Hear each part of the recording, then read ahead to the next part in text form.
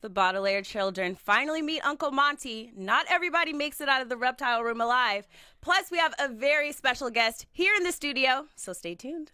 You're tuning into the destination for TV superfan discussion, AfterBuzz TV. And now, let the buzz begin. Nice song. You say you like it? I really do. I think it perfectly encapsulates the tone of the show. It's a great introduction to it. Definitely. Love it. Is this Neil Patrick Harris singing? It is. Okay. Oh. So it's Olaf. It's an Olaf production. As I suspected. Yeah. Well, thank you guys so much for tuning in again here to AfterBuzz TV for our after show for Netflix's A Series of Unfortunate Events. Before we get started on recapping episodes 3 and 4, we will introduce ourselves because that is important. Yes. I am Miera Jennings. You can find me on Twitter and Instagram at Miera Jennings. And here's my panel. Hey everyone, I'm Ivana. You can find me on Twitter at Ivana L. Williams and on Instagram at Ivana.Williams. Hey guys, I'm Joe Monique. You can find me all over the internet at Joe Monique and every week at blackgirlnerds.com.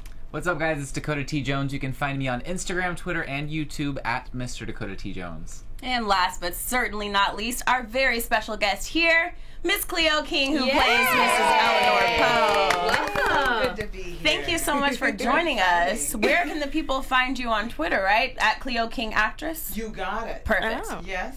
Great. So excited to have you here. Yay, I'm sure thank all of you. our viewers are pouring in right now, and they'll be excited to see you as well. Yes, and find me on Facebook too. Yes. What's your Cleo Facebook? King and also Cleo King Open Mic, MIC. Perfect. So both those. All right, everybody, head over there and at her. So we will talk about your open mic stuff and everything else. Okay. But thank you so much for joining at first. And before we get started on episodes 3 and 4, we do want to kind of backtrack because we have Cleo King here, so we want to Yes. talk about her parts as Mrs. Poe, especially in the last episode in that final theater scene and the car scene. So those were fun. Yes. But yeah, the theater scene. So let's go back to episode 2. That was a pivotal moment in the series, Yeah. right? When Yes. Count Olaf outs himself and all that. How was it filming that scene? It was fabulous. It went on forever. It went on forever. You know, first of all, bet. everybody's so talented to begin with. Come on. Barry Sonnenfeld, Mr. Men in Black. He did, you know, so his vision is just impeccable. It's incredible. And you feel it, you know it going in, and then the chance to work with him, and then all the talent. I mean, come on. Neil Patrick Harris, Patrick Warburton, how funny is he? How Yeah. amazing is he? Great. You know, and Neil is just, you can't get enough of him. And those kids. Yes. Oh, boy. You know, that baby. Oh. Adorable. I'm telling you, even during the scenes, if you were talking to somebody and you said something, the baby would like go, Oh my gosh. How and like you cute. understood nothing, but the baby was like trying to interject. Right. And let's say we were playing around and somebody would hit somebody, the baby would, and we're just playing, the baby Yeah. would go, ah. Oh. It was incredible. I've been saying since the pilot that this baby deserves an Oscar, and I'm just know. glad that it's like confirmed now. Like, It's get this baby real. an Oscar. It's really real. And I said to the mother, what do you do to this baby that she can talk like this and express herself? So when you see her on screen and that's the way she listens. Wow. Yeah. And she'll say to you, hello, ja.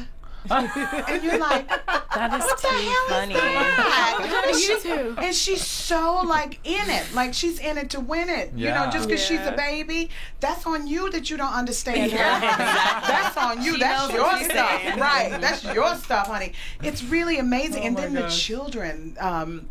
Melina and Louie, so talented, Yeah. and not to mention, you know, Mr. Poe just coughing his head Oh, off. my man. goodness. Mr. K. Todd Freeman. I mean, just coughing every frame, every scene. What in the world? But That must I'm be really, a lot to have to cough that much. right? Yeah. But he did it, and he did it so easy. Yeah. Like I'm telling you, it has been one of the best jobs of my career. It's just been Aw. wonderful working with all of these people. That's It's just amazing. been great. Yeah. Have you ever Amazing. worked with any of this cast or crew before? Or was this the first time? You know, this is my first time working with them. Okay. You know, Barry and everybody else. I haven't worked with them at all, you know, but I hope it's the beginning of many. Yeah, And, right? you know, a season 2 and all of that, you Yeah. know. Yeah. I think it's maybe coming. Let's see what happens. Yeah, that would be so Definitely. exciting. Yeah. So you guys have not heard any official word? Not official. Okay. Not official. But, you know, just going to Vancouver has been great because we shot it in Vancouver. And I hadn't been to Vancouver in a long time since my theater days when I lived in New York,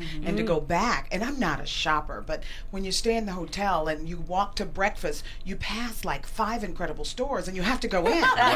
You know, I'm not a shopper. Like, I won't get in the car and drive to get what I need, but if I'm going to pass a store, and this is a great store for shoes, then I need to see what they have. I just need to see it. So it's been amazing working on this show. The work is just incredible to shoot it. That theater scene and the twins, you know, the twins in their scene. That's Dakota's favorite. The two women, they finish each other's sentences, and they should travel around with like a drummer to go brum bum, because they So in real life they finish each other's and they talk, and you can't get a word in edgewise. And they're the sweetest. They bring their lunch to set. Oh, isn't that adorable? It is. And they are so sweet, and they love taking pictures with everybody. And, you know, we all do, but we don't normally ask. But then when you see them ask for a picture, you're like, oh, cool. Oh, it's cool. And then they pull out their instant camera and get the picture. That is you know the one you wind? Yeah. Oh my God, how cute is that? That is so cute. That's so funny. Yes. So they just seem so quirky and so lovely to work with. And been around forever. And just the best. Bring their snacks and everything to set. You know? That's so cute. So how long did you guys actually film the first season? I think it was about 4 months. I can't really remember. 4 or 5 months maybe. It could be 3. Fast. It feels like. I'm thinking it's 4 is my guess. But you know, traveling back and forth to Vancouver was so much fun to me because it's not that far. It's like 2 hours and 15 minutes. Oh, from really? LA. Yeah. Wow.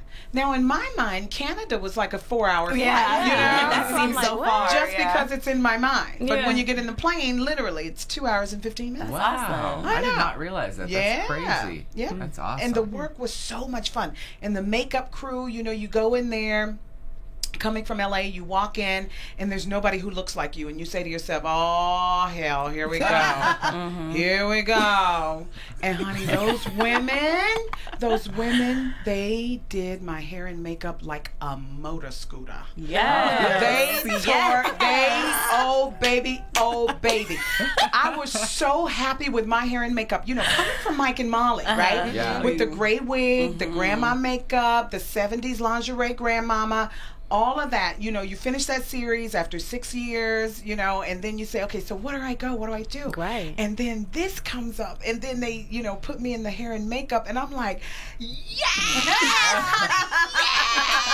These little women tore me up. They worked it out. And then the guy who did our wardrobe, how about he won an Oscar for Moulin Rouge? And everything you see me in, he built it for me.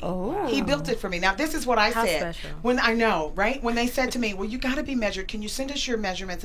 I'm like, listen, who's got time for that, honey?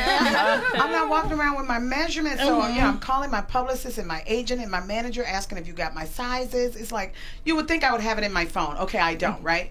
So I send them the measurements, and this is what I said. This guy must be new, or this person must be new. Honey, who builds stuff anymore? You can get everything off the rack. Like, that is so like, who builds stuff? Like, really? You're going to build the wardrobe? That's crazy. It's too much work. Why are you even doing it? I got there, they measured me, they put on my clothes, and it was like, oh my God. Like a dream. Like, okay, this is why. Everything's sitting up. I was like, yes, honey. Look at Mrs.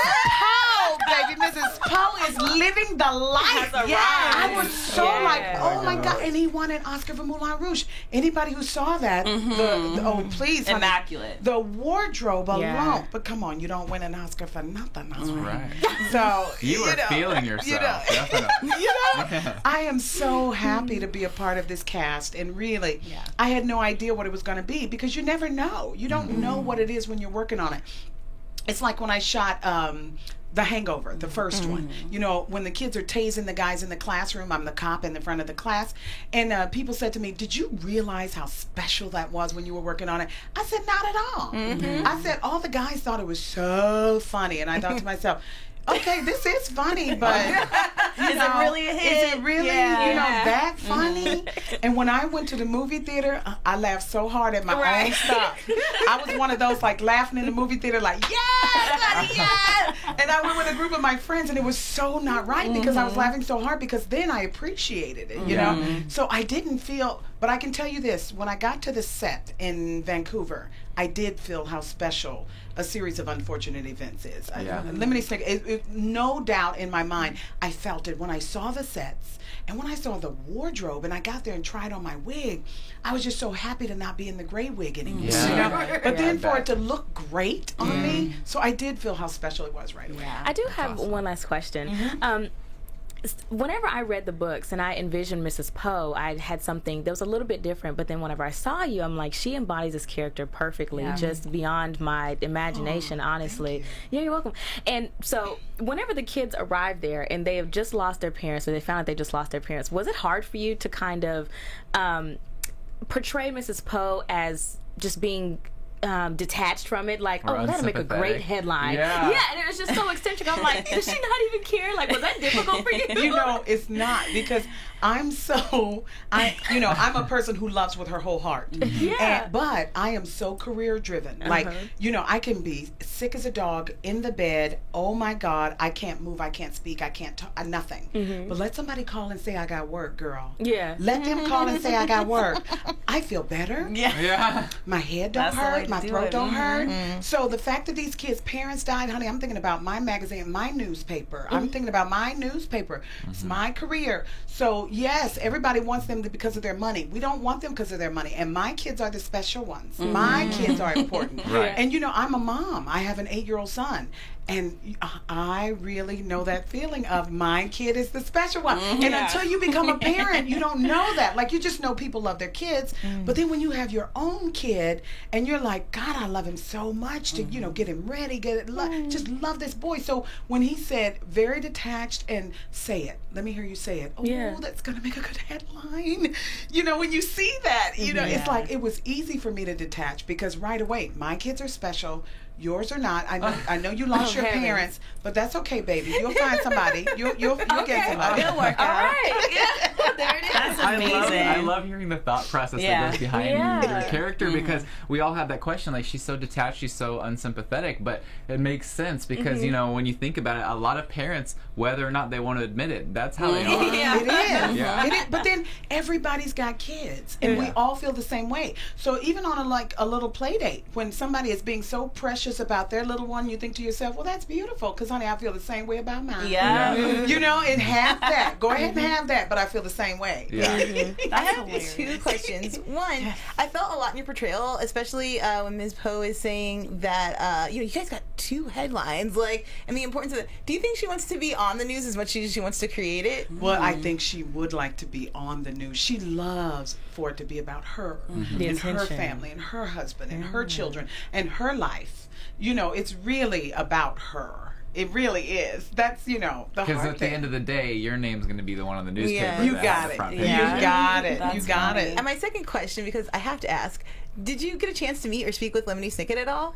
Yes, of course I did. That's so cool. Yes. It's crazy because originally I thought his real name was Lemony Snicket, but it's Daniel Handler. Daniel Handler. And he made a cameo, right, in one of the episodes I heard. I'm not sure. Okay. See, I don't know about that, but I partied with him a lot in New York a couple of weeks ago at the when we had our premiere at Lincoln Center in New York, and we saw the first 2 episodes, and then we partied at Tavern on the Green, and I got to talk to him. He's amazing. That's awesome. I loved talking to him. He and I would sit together. His wife would come and sit here, and we would just laugh and key and have the best. I'm so in awe of his talent. Yes. You know, I'm just so grateful to be a part of it. And you know, sometimes when you meet people and you love their work, it's very different because you love their work and you meet them and you think, how strange, you know? Or, I didn't expect you to be quirky. Or you are just in love with the person. Like, it could go either way.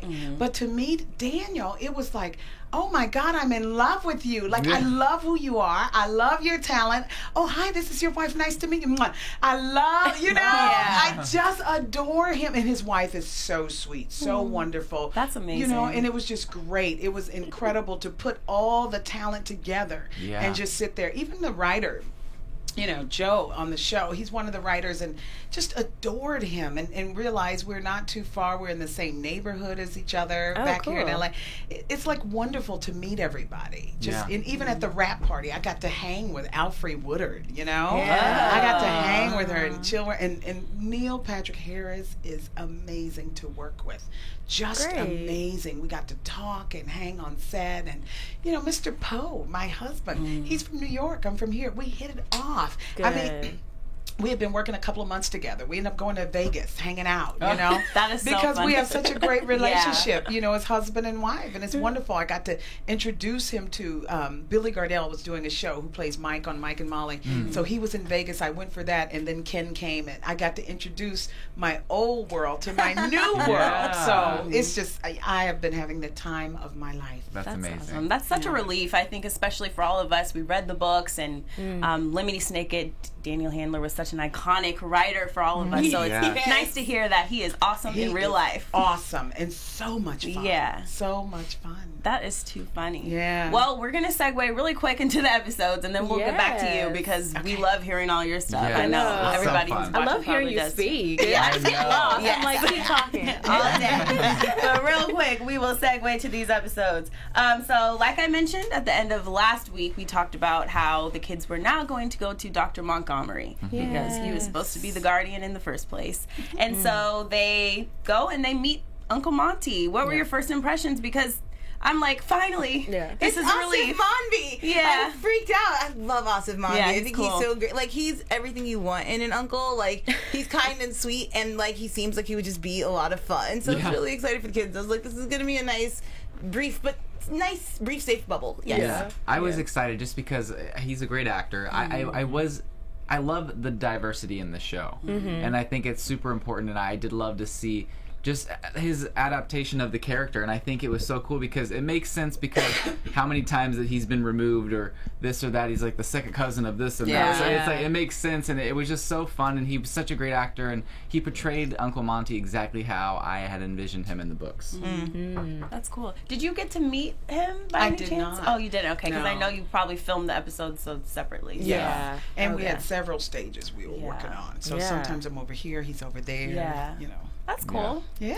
Yeah, well, hopefully in the future, if we get a season. Well, actually, never mind, because he's dead. Yeah, so. I know. Never mind. Well, maybe in a different project. Right. That man He's dead. gone. Yes. Yeah. Rest in peace. So he seems like a cool man. I'm pretty excited for them.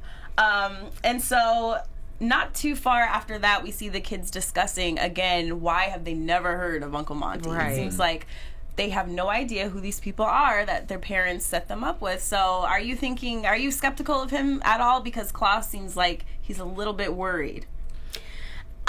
Rightly so, and I understood, but I wasn't, because he just felt so warm and inviting, and like, I mean, you brought me cake when I walk in. Yes. I'm probably not going to complain too much. Like, Yeah. I just felt so comfortable. I did too, and I felt we all know his character from the book, so we knew he was like a Right. safe place. Yeah, but exactly. you never know with like these shows. You never know what they're gonna do. If they're gonna spin it and be like, "Oh, Uncle Monty's Olaf's assistant," like you never know. So I think I was very comfortable and very excited to see him as Monty, and I think that I was just ready for the story to play out exactly the way it did in the book, and I feel like they did a pretty good job. Especially they did interject some new things, but I did for the most part. I think they really did a good job of keeping close to the book.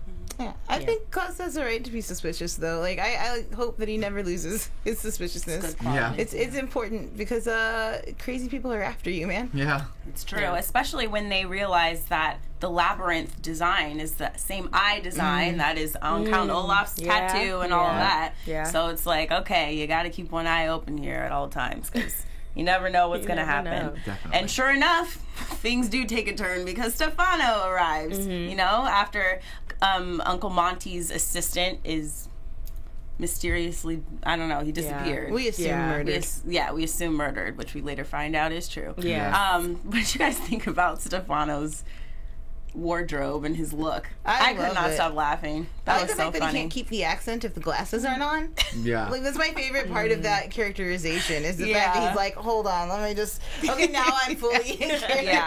Yeah. I loved how, as Count Olaf, we all know he has all these different disguises from the books, And I think this one was one I was like really interested to see, because you never know if they're just gonna like throw on a wig and be, but like he totally transformed into Stefano. Because the last disguise he had, he still looked exactly like Count Olaf. But this time I was like, okay, it's it's a little bit different. He did a better job. Yeah. Now I know you said that the wardrobe creator made your own wardrobe, but did he do that for all of the characters? Were they all custom My guess made? is yes. Okay. But I don't know that for sure, but I do know it just for my character. Yeah. That's cool, because everything is just so elaborate. It's like so impressive to watch on screen. Right, to go between the real world to over the top. Yeah. And that's what Neil does so well. Like, there's a mean streak, yet he's over the top, yet there's some reality. Yeah. And you're just like caught up, you know? And see, I didn't read the books. Oh, you didn't. So my Okay, so it's experience new is to very you. different, very new for me. So it's great to hear this. Yes. Yeah, that's we are all. I'm guessing you too. oh, yes, yeah, we are all absolutely. like book nerds for Yeah, this. We are absolutely. so excited. Like Yeah. I've read all 13 and I'm rereading them now, and it's just so much fun. It's like I waited for this day for so long, because we had the movie, and I was a big fan of the movie. Yeah. And I know people had their other Yeah, they did. A opinions. lot of people were like, okay, maybe not so much. Yeah. But and it was good to hear you, because Yeah. you're the first person I said that really, really, really loved it. I did. So So that's I- great. Thank you. Jim I- Carrey helped to make that movie as well. I mean, he really carried it, so that's why I loved it so much. Yeah.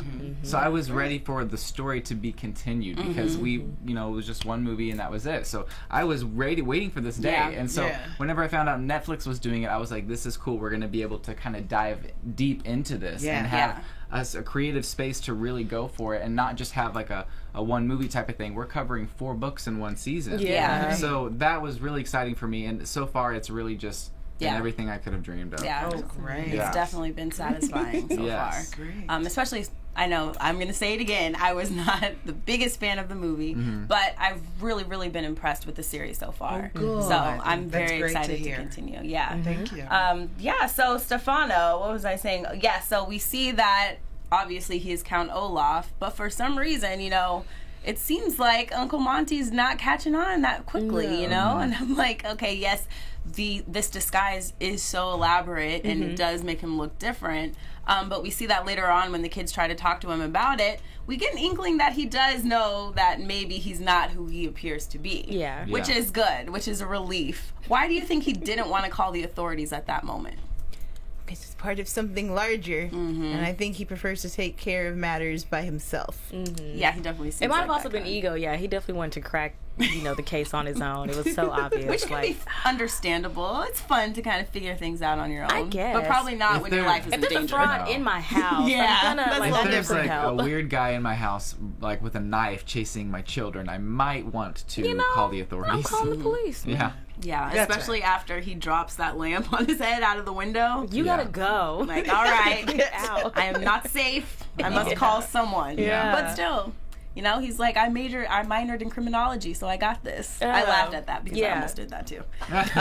That was funny. So for some reason, Uncle Monty keeps on emphasizing that they have to go to the movies. They have to go to the Yes. movies, and I'm like, all right, this guy loves a good flick. I don't blame him. I can relate. Yeah. At that point, were you already thinking there was some kind of importance to the movie, or did you just think this was like a quirk of his character? I just thought it was a quirk of his character. Yeah. I was like, oh, cool, he wants to go to the movies. I love the movies. so Like, badly. let's go, I didn't think much about it. But It definitely felt like just a filler or something, like just to fill some extra time. I'm like, why are they going to the movies? What's going on? But it's actually a very important part. Yeah. It's pivotal. So. And when the scene first came on, I was like, "What are you trying to build like life experiences for the children? Like, I don't Special memories. understand what's happening." But I like the way that it played out because it enhances the world that we've seen. Like, there are these secret agents kind of working everywhere, doing very mundane jobs, which is kind of whimsical because as a child, everyone is an adult to you, and so Yeah.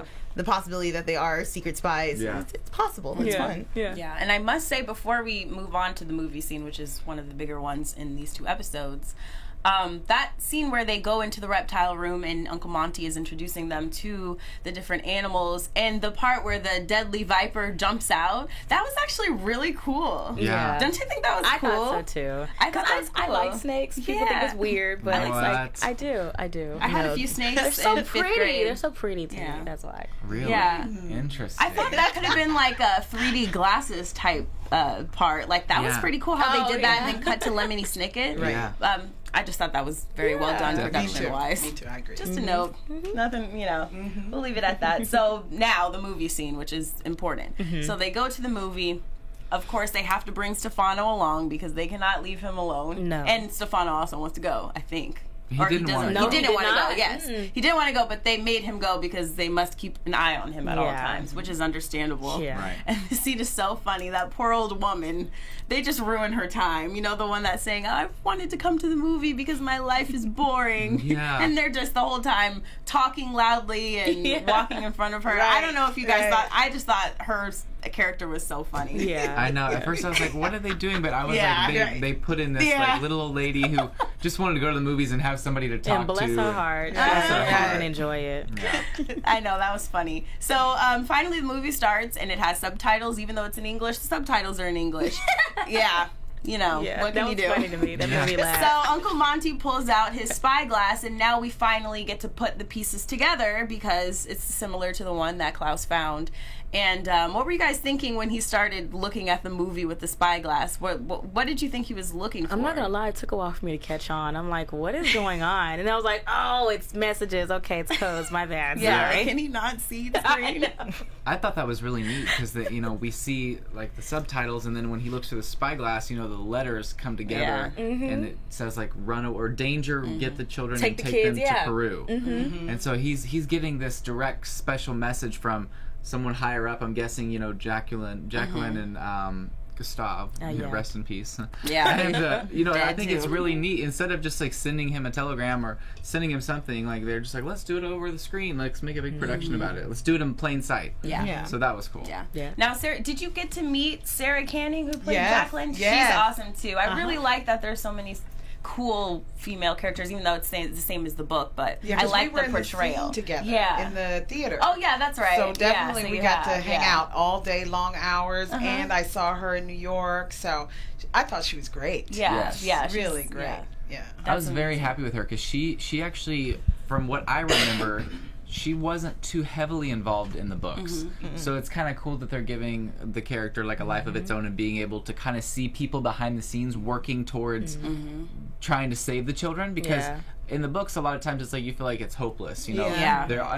everything's against And no them. one cares. Yeah. Yeah. But Right. it's neat to see these kind And of detached. That's what I like about it. Like, it almost makes you kind of chuckle at Yeah. their unfortunate Yeah, events. yeah. Because, at the beginning when he says, if you want a happy ending or whatever, look away now. Like, turn Yeah. away. And nobody turns away. Of course, we're all, like, watching. But I think it's so neat that we're not, like, so downtrodden. So, Yes. like, oh, my God, this is sad. Like, you just kind of snicker Yeah. about it It's and definitely chuckle a dark little bit. comedy. It is. The darkest of comedy. But I'm surprised that I could appreciate it because Yeah. I like upbeat. I like let's have fun. Yeah. Let's not even anything I do as far as performing wise, like don't make it negative, you guys. We get enough rejection out in the world. Let's have fun. So I love how Barry has made it because it makes you kind of chuckle at Yeah. the unfortunate event. Yeah. Absolutely. I like that point, Dakota. I like that we get to see the behind the scenes. Yeah. It's a good addition that we Definitely. didn't really get in the movie, so Yeah. it's cool.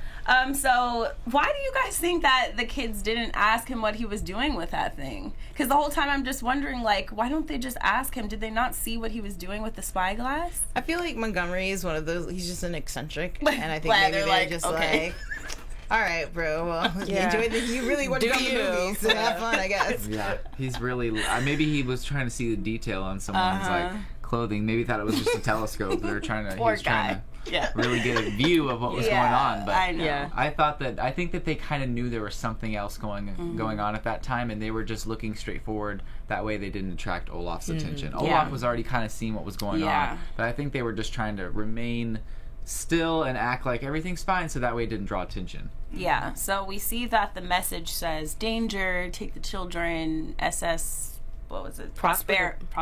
Go to Peru. Yeah. Which we know that's where mother and father are, right? Apparently. Yeah. Apparently, whoever they are. I don't really remember that detail, but they're mother and father. And so after that, he leaves the theater, and I'm just so worried because I know something's going to go terribly wrong. Yeah. I just know it. And so the children decide to stay there because they need to keep an eye on Count Olaf Right. / Stefano. Meanwhile, the two old women Two white-faced, Like, gosh, they got a little muscle or something because they attempted to kidnap Uncle Monty. What were you guys thinking? Why do you think they chose, why do you think it was those two henchmen instead of, like, the other henchmen to do a kidnapping of all things? I don't know. I think they were just trying to show the power of women, honestly. Ah! You know what I'm saying? I like that. Nobody would suspect them because That's they're two true. little old ladies and they can play off that really well. They grabbed that curtain, they covered him up and took him away. Yeah. Right. That's true. They got the job done. They did. Now, at that Exactly. point, I know we all read the books, okay, but at that point, did it seem like that was the end of Uncle Monty? Because I was worried. Really? I was No, worried. because I knew how I knew how he died. Really? So. Well, yeah. I try to forget about that and watch. But yeah, I was like, Well, it's oh called man. the snake room, and there's a lot of early allusion to the fact that like the kids don't get hurt in the snake room, There's but somebody else, something's yeah. happening. Yeah. Yeah. Well, I thought he was okay. Well, okay. that's fine. I still thought he was done for, folks. Okay, that's fine. But we see that he resurfaces out in the parking lot, which confused me at first because I'm like, how did he get away? But then obviously they're just two old ladies. They can't hold him for too long. Yeah. And so this is another pivotal moment because he finally confronts Stefano. And so I'm Yes. thinking, yes, like this is the time they're going to get the cops involved and he's done for, even though I know the truth, but that's fine. Yeah. And how hilarious is it? After all of this confrontation, Uncle Monty does not even know Stefano is Count Olaf. He just thinks he's a spy from what is it called? Let me get this word right, please, because the Herpetological Society. Yes. Yeah. It's so frustrating. Was that not the most hilariously frustrating scene? Yeah, it was. And he I doesn't was even, like, he doesn't call, he says he calls the authorities, but just kind of leaves him there. It's like, no, if you're going to call the authorities, stay with someone Yeah. to make sure that they don't escape. Yeah. you know? Right. But no, he's like, oh yeah, I called him. I called the authorities, it's fine. There's the old man in the ticket booth is watching them. It's like, no, like that's not, like, they're going to That's not how escape. this goes. Right. Yeah. Yeah. Which was a bad idea because, as Joelle mentioned, we cut back to the reptile room and Uncle Monty does not have a very good fate. No, he is Poor Monty. killed in the reptile room. He's killed. He's killed. Killed Yeah. off. So now we segue into episode 4. Uncle Monty is dead. Rest in peace. Yes. So sad, so sad. And it is made to appear that he has been killed by a snake, which we can all be pretty skeptical about because we know. We also know the most dangerous snake is not the most dangerous. Right. That's the only one What that's is it? The missing. incredibly deadly viper? There we Yes. But it's not. Very It's the friendly. most friendly and so cute. Yeah, so for some reason, it's like Stefano is getting the kids and they're heading to Peru or whatever. I guess he's still Stefano at this point. And Mr. Poe shows up and we get a little glimpse of hope, right? Because we're like, okay, this man who they trust is coming and hopefully he can save them. But once again, we are shown that Mr. Poe is not the brightest of the bunch. Oh, Mr. Poe. Poor Mr. guy. Poe just has a listening problem. Like really does. just does not. Like, I don't feel like after 3 attempts at this stuff, like, you gotta maybe stop and listen to what the kids are saying. Yeah. They Yeah, seem to you know know. what's good.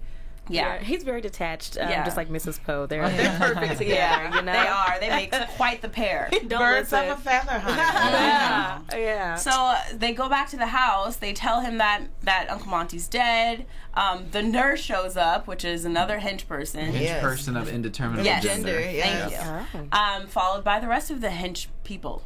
And I'm like, Mr. Poe, don't you recognize them? You've seen these people Right. before. Yeah. Like, come on, know. man. That Even poor like the- cough must be like something very serious. Yeah. Damaging his Like, brain. did you see like the hook-handed man with like the Those weird fake Hands, yeah. And he was like, "See, this man has hands," and Yeah. they're just like stuck on the hooks. Yeah. It's like, what the heck, Those Mr. are not Poe? real hands. Yeah. No. And at this point, I'm so glad that the children are kind of taking matters into their own hands because they're realizing, which they realized before, they cannot count on the adults. No. They cannot. So Klaus goes back down to the reptile room. Meanwhile, Sunny and Violet go out to the car to search the bags. And lo and behold, they put all the pieces together and realize that Stefano / Count Olaf really killed Uncle Monty and made it Yeah. seem like the snake bite. Yeah. So finally, Mr. Poe is kind of on board. What were you guys thinking at this point? Like, do you get it now? I was like, "Come on, man, you got this!" And I love when he's like, "Can I see your left ankle?" And he just like licks that napkin. Like, yes. Right. Left right. ankle. I know. The eye contact. He's It was so, so good gross. at that. I isn't know. he? Yes. Yeah, right? Neil Of making you Patrick so Harris. uncomfortable. I know. That was like a difficult character for me to watch because at one point you're like, okay, like he cares. Like when he's aware, he's like he really does care. Like when anytime the kids are sad or something, he's like, okay, I know you guys been through a lot, but you know, we're gonna make it through. But then at the same time, he's so dense. Yeah, he's so Poor dense guy. and just so willing to just leave them with anybody. Yeah. He's like, this is sort of my responsibility, but now it's their problem. Bye. Yeah. And I just, it's so frustrating. Yeah. But I did love it whenever he like licked the napkin and took and so that way everyone was like, okay, there's the eye. Finally, we see the eye tattoo. It's Count Olaf. Right, so what now? And the screeching iguana, man, like saves the day.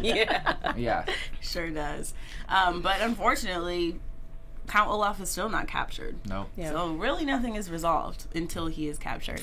And lastly, the kids go back out to the labyrinth, and Jacqueline's there. Our girl Jacqueline. How long? First of all, I was like, how long has she been up She's there been acting there like a a statue? hot minute. Yeah, Jacqueline she's is good. a great spy. Yeah. She is determined. I didn't think a thing about it. I was like, oh, cool, we have a statue. And then whenever she comes down and walks down, I'm like, Girl, how long have you been standing there, girl? Yeah. Like, Talk about costuming. That like bronzed kind of like sheet metal-y look was really cool. It was. Definitely. It reminds me of something that you would see on like Las Vegas Strip, like of the people who pose and stuff. You can just take a picture with them. Yeah. That was funny. And I think after that, actually, when Jacqueline goes and she actually finds Count Olaf, he was like, lay off on the bronzer next Yeah. time. I know, that was so rude. That was rude and funny. But man, she finds Count Olaf, and in the final scene, he jumps out the window and escapes. as always. Man, you gotta take backup next time, girl. She gets his eyeglass though. She does, which is very important. Yes. Yes. So that's a good thing. And also, mother and father are still on their quest back to the children, it seems. Yeah. That's really They're- all they're we're in left Peru with. right They're now. in that bar. Yeah, exactly. Yeah, That's they've been coming. compromised, so they're heading out. Yes, and the children are now headed to Aunt Josephine's. Yes. So we are That's where it excited leaves to off. see. Hopefully, she has some security outside of her house by the time they show up after all they've been through. Right. But let's get into some predictions now because that's where we left off. Yeah. All right. All right. Okay. There it is. Okay, There we go. AfterBuzz TV. Thank you for the effects. Anybody want to go first?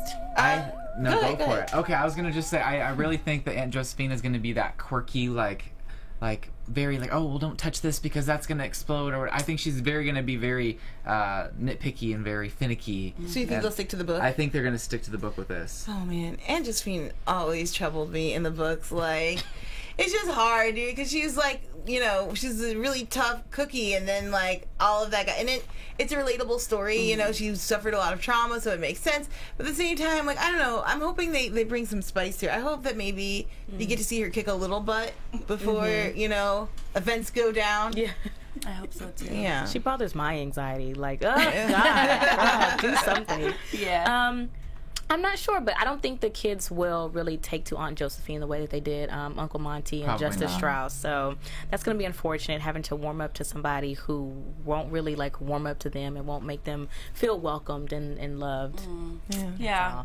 Well, I'm just excited to see Alfre Woodard play Yeah. her For because real, she's freaking yes. dope, Right? So I'm excited to see her. I really love the casting in this. I gotta say, we And keep on Justice saying- Strauss, didn't you want her to get the Yes. kids So bad. Yes. Like So you wanted bad. Joan Cusack was great to work with. Like I wanted the kids to just stay with her. Yes. Even when she brought over the food, I wanted them to eat her food. Oh, yeah. You know that big That lamb lamb or whatever the yeah. hell. Yeah. Like I wanted them to have her food. I wanted them to live with her. Even I if they know. could stay in that library. Let Right. them live in the library. Yeah. Like I wanted them to just have each other and know. When she puts the book on No. adoption law back on the shelf, my whole heart just crumbled. Right.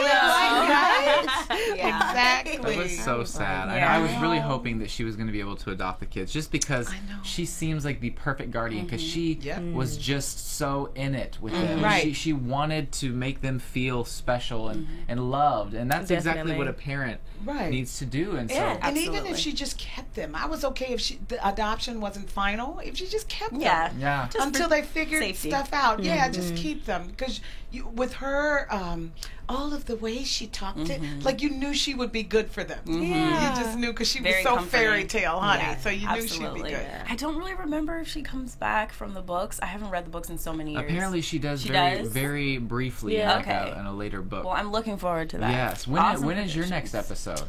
I'm not sure. I've heard that I have another one. Yeah, Yeah. for you do. sure, but it may I be 8. 8. Yeah, I think it's 7 or 8. 8, something. Yeah.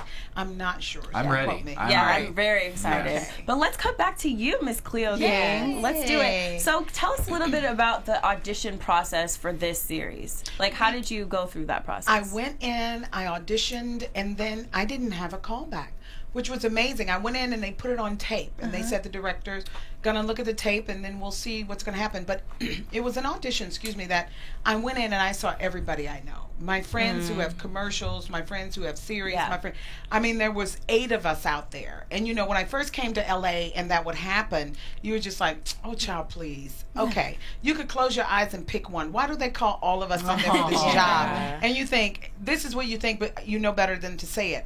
I'm never getting this job with all of them here. It's not gonna happen. But you would never say it now. So you know, and I saw everybody and we sat and talked because there was so much time, and we caught up with, you're on this show, you're on that show, you're on Tyler Perry's show, all of us sitting there. Yeah. And I went in and put it on tape, and honest to God, I forgot about it. And when they called, the buzz was out, though. Everybody was like, God, I want to do that show. Yeah. I hear they're shooting in Vancouver. I want to do that show. You know, it's based on the book. So I thought about it. I really wanted it. And then when they called, and they said Barry Sonnenfeld. And for me, that was one of the highlights. And Neil Patrick Harris, to work with everybody. I was blown away that I booked that from an audition on tape. Yeah. That is amazing. I was so grateful. Because, you know, I've worked with a lot of people in this business, but to get to work with Barry, it's just like, I love working with people who has this experience and who know what they're doing, and they can paint the picture for you and with you and listen to what you're saying too. Like, it's such an extraordinary experience. So very grateful for how it worked out. Yeah. I was just watching an interview, I believe, with Gabrielle Union, and she was talking about something similar in the fact that when you go to these auditions, you kind of get used to seeing the same people.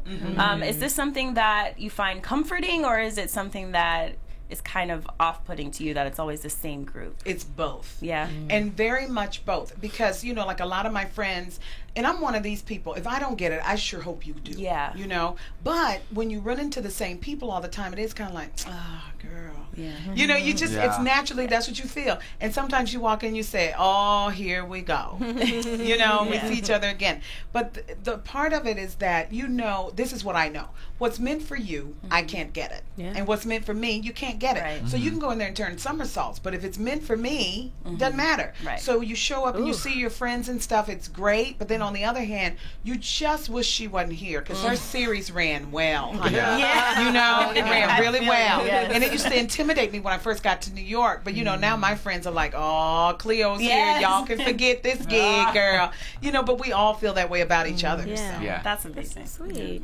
How do you usually prepare for a role, and do you prepare differently for different projects of genres? Or? I do. You know, for me, I have to take it from a real experience. Yeah. I have to go from real. I can't make it up. You know, when I first started in the business, I always wanted to do characters. Like, I would do old ladies, and I was in my 20s.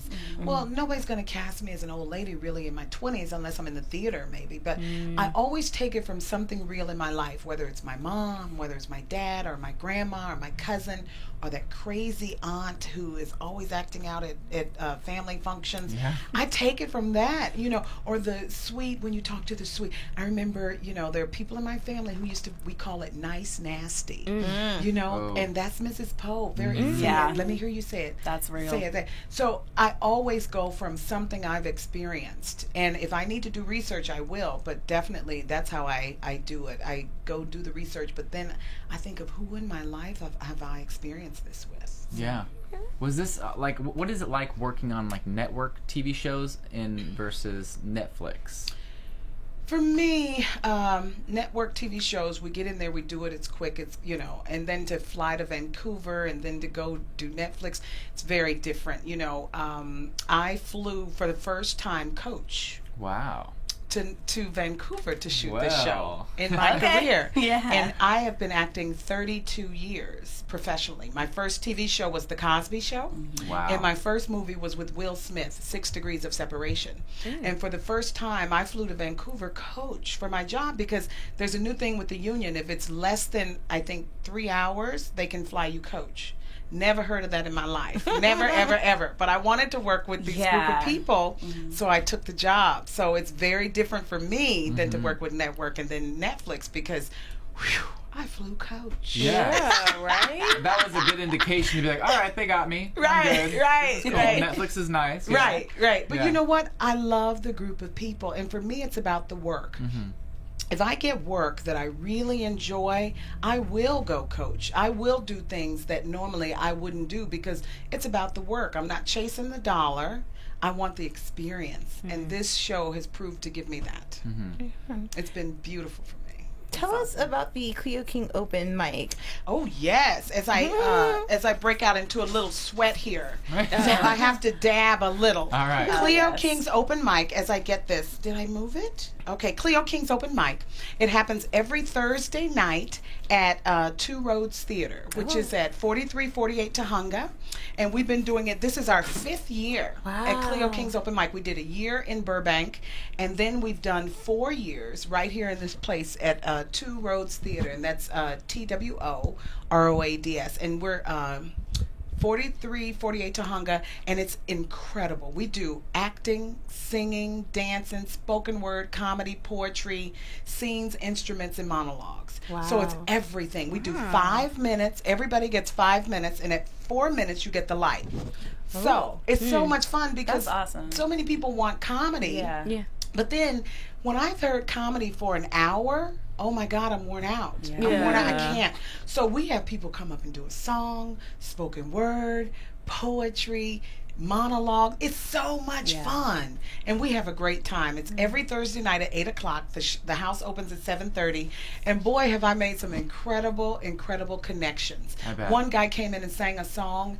It was so moving. It was a song about young men being killed by police officers. And he came in and he sang this song, and I literally was weeping in my seat. And I'm not a person that's moved to tears. I mean, I'm moved to laughter all the time because that's just who I am. But when he came in and sang this song, I thought to myself, oh my God. I stood up and said, I have to produce this song.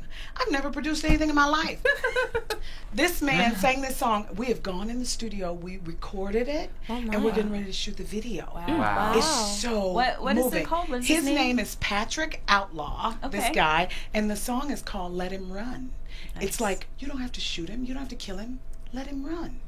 Let him run. And if he looked like your son, would you shoot him down? That's the thing.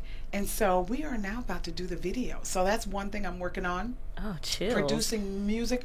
But I'm so proud of Patrick Outlaw. Like this guy is like, wow, he's a money man. But he came in with his guitar and he just laid it down. And he moved me. Wow. So it's a new experience for me. That's something I'm working on. And Cleo King Open Mic is one of the things I did to help out a friend. He was trying to figure out something to do with his studio. And we started $1. We started charging people $1. Come in and it was packed. It was packed in less than a month because I was hosting it every week for him. And I have another series radio show coming out called Bronzeville. It's going to come out February 7th. Oh, good. Excited. Lawrence Fishburne directed. He right? did. Yeah. Lawrence awesome. Fishburne and Lorenz Tate. Nice. So that's going to be out February 7th. It's a radio show. It's got Tracy Ellis Ross and Tika Sumter, I believe. You got it. You It's so got cool, it. and it's about. I'm from Chicago, so that's why I'm like freaking Yes. out about it. Yes. It's about the lottery program in Chicago for housing in Bronzeville. It's really. It sounds like a Yes. fascinating story. I'm very excited It's about incredible. Bye. I worked with Lawrence Fishburne and Lorenz and those guys, and you know when you're talking on a microphone on a radio show and you're acting and they suggest something and you do it, and Lawrence Fishburne jumps up and gives you the biggest hug, you know, it was amazing. So that was one of the things I was working on. And then on Cartoon Network, there's a show called Dream Corps, and I'm on that. And I was on the final episode of season 1. We just got picked up for season 2. And Congratulations. 10 minutes episodes. They're little episodes they show Yeah. between shows. It's called Dream Corps, CORP. Okay. So we're picked up. We're about to start our second season there. So You are that's a busy fun. lady. I know. Busy. I'm so excited. Yeah, That's I really. amazing. Speaking of that, And then- I'm like a huge horror fan. Like I love horror. So please tell us about the Bye Bye Man before we go. Bye Bye yes. Man, directed by Stacy Title, a woman, and it's Yes. PG-13. So you think it's going to scare the pee out of you? It won't scare the pee out of you. It's PG-13, and her husband wrote it, Jonathan Penner. Oh, wow. So they worked together, and Wow. I'm telling you, this is my second time working with Stacy, and I love it. We shot it in Cleveland, Ohio, and then one night after doing the show, this guy, got in between got hurt. We couldn't finish the last night. We had one more night to finish, so we had to do the final shoot here in LA. But I am so proud of this movie. The story she tells, it's scary without like people chasing you for 20 minutes and then killing you gory. Like, it's not that. It's really a PG-13, and it's good. It scares you, but it's not the scare that make you pee yourself. You know, Right. it's not that. But it's worth it. I'm telling you, because you know how you're watching horror films and you're like, that's not real. It's not that. Yeah. It's, Okay. She really tells the story. Good. It's really good. I'm really proud of it. I'm excited. And what's your character in I that? play film? Mrs. Watkins. Okay. She's the librarian. You know, Okay. but don't think it, don't say it. The Yeah. Bye Bye Man. Oh. Don't think it, don't say it. In theaters now, right? Yes, right now. Amazing. They both came out January 13th. Wow. Lemony Snicket Yes, Friday and the 13th. Bye Bye Yes. Man. My Yes. God, Perfect. great weekend for you. amazing. Yeah, and then Yeah. one last thing, if I can. Yes, go ahead. Viola Davis's company just produced a new show called Coco America. Wow. And I did it. It's going to be a web series. It's going to be on ABC's page, and I just did a few episodes of those. Oh my and Diara Kilpatrick is starring, and this is an incredible series Wow. that I'm really proud to be a part of. So Wow. Coco America, KOKO America. So Definitely. yeah, And it's when gonna will that be good. available? I Are don't you guys? know It's when in that the one process started. of. Well, we shot it already. Yeah. We finished like 3 weeks ago, so it should be coming up. You know. Wow. Definitely going to be looking out for I that. know. I'm I writing like- it down. You are a busy woman. I love it. I love it. That is the dream. This So is what I've been inspirational, doing. yeah. This is what I wanted to do. This is what I love doing. This Yeah. is what I'm grateful to be doing. Absolutely. Like, this is great. And then, I have my own feature that I'm just starting to pitch. Oh. My Wow. own feature that I'm so excited about. And I'll just tell you, I play a hooker. Oh. Yes, honey, yes. I play a hooker. I live for that. Yes. I live for that. I wrote it. It took us 3 years. What Awesome. happened is Todd Strauss Schulson wrote a 10-minute short. At the time, I was on Mike and Molly as grandma. And he said he wrote the role for me. And I'm like, okay, whatever. And because people say that all the time, and I want real. I don't want people just saying stuff to me because. And he called my agent. He said he wanted me to do it, and he said it was written for me. And I'm like, I really don't want to do a 10-minute short. I'm good. Like I'm working. I'm good. Like I'm chill. Hey, deuce.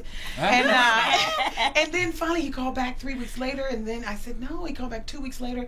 I said, who is this guy? And my agent said he wrote it for you, and he wants to see you throughout stuff. He's tired of seeing you in one scene and you're done. Yeah. I said, well, what is the character? She said, she's a hooker.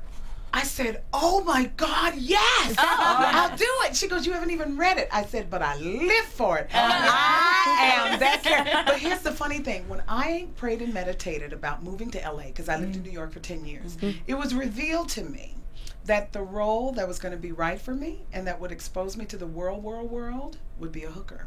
Wow. So when I heard that, I was like, oh my. This is it.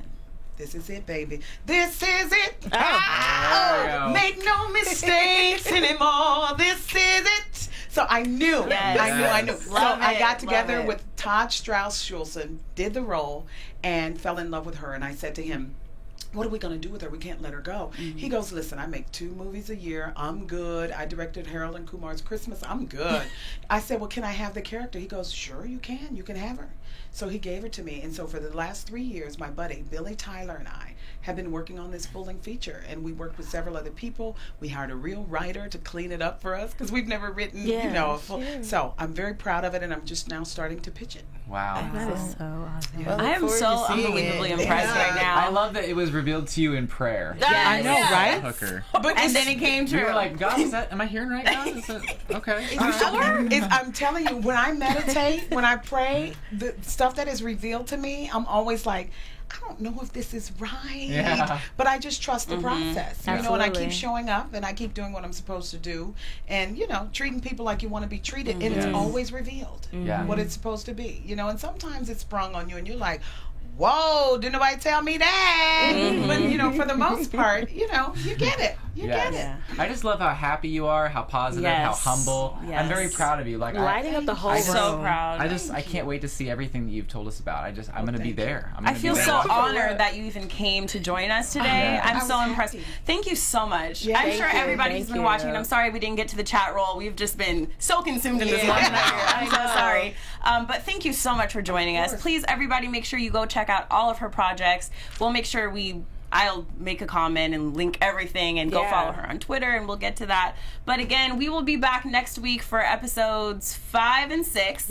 So tune in then. Special guest Cleo King, thank you so much for coming. You guys, I loved it. Anytime. Thank you so much. And again, where can they find you on Twitter and Facebook? Okay, Twitter and Facebook is the Cleo King Actress. Yes. Twitter, Facebook, Cleo King, and Cleo King's Open Mic MIC. Perfect. Right. Thank you so much. I'm so excited right now. Again, I am your host, Miara Jennings, and you can find me on Twitter and Instagram at Miara Jennings. That's MIAIRA Jennings. And I'm Ivana Williams. You can follow me on Twitter at Ivana L. Williams and on Instagram at Ivana.Williams. Hey guys, I'm Joe Monique. You can find me all over the internet at Joe Monique and every week at blackgirlnerds.com. Be sure to come back for Magicians is on Wednesdays and no, Incorporated is over. But Riverdale. Thank you, Riverdale on Thursdays, which is great. If you haven't seen it, go check that out. Come join us back here for this following show. And I do a lot. Come back. We're everywhere. We're here at us. I do want to give a shout out to Disney's Magic 92 and Lightkeeper 212 for being in the chat. We see you guys. Yes, we love you. Thanks for talking to us. Thank you for watching. You guys can find me on Instagram, Twitter, and YouTube at Mr. Dakota T. Jones. Awesome. And until next week, this has been the After Show for a series of unfortunate events. We will see you guys next time. Bye, guys. Bye. From executive producers Maria Menounos, Kevin Undergaro, Phil Svitek, and the entire AfterBuzz TV staff, we would like to thank you for listening to the AfterBuzz TV network.